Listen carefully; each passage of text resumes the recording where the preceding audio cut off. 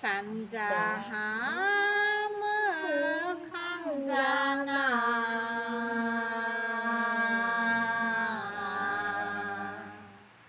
นังเขาคูลมใบยาผาพุ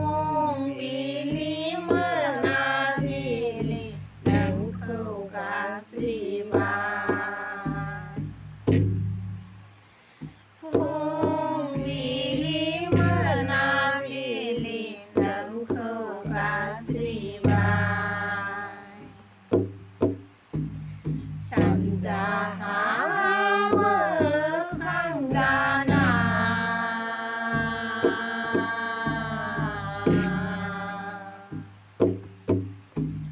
นังเขาคูลมใบยาผาพุงวิลีเมื่อนาวิลีนังเขากาสีบาพุงวิลีเมื่อนาวิลีนังเขากาสีบาบาเถากูดียาวว่าผานังเขาสีบีใบเชียงรายเกิดเสเกิดทันลานานเลยนังนี่มงลาบา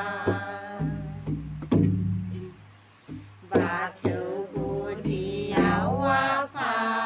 นังเขาสีบีใบเชียงรายเกิดเสเกิดทันลานานเล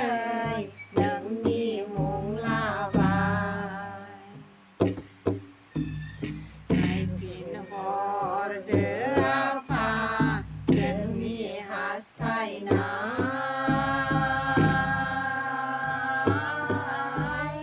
อ่อนใสหอรเดือผาจึงมีชีวาในพินหอรเดือผาจึงมีหาสไทยนา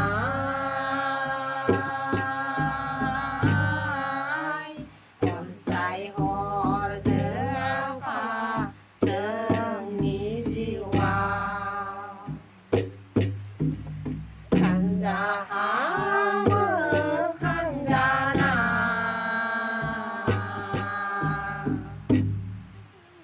นังเขาคูลมใบยาผา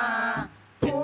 งวิลีเมื่อนาวิลีนังเขากาสีบาพุงวิลีเมื่อนาวิลีนังเขากาสีบาสัญจานิชานาลายเสนาผาหาพลางใบยาผา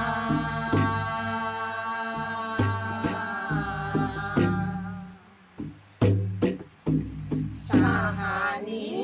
เนยาลายคือลาหาเบอเฮยลังบา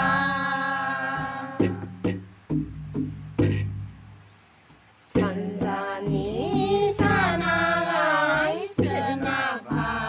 หาพลางใบยาผา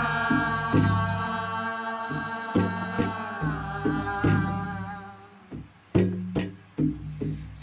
หานีเนยาลายเสนาหาเบอเฮยลังบาดาวบัวไหลเชื่อมาเคยดาวขายาไหลผู้ราเคยจังนี้เกิดเสดาเวเนอเสลายาเคยเสลายหนึ่งเขาตาเบเนอสีบีเนอบาวาเคยดาวบัวไหลเชื่อมาเคยดาวขายาไหลผู้ราเคยจึงมีเกิดเสดาเบเนอเสลายาเคย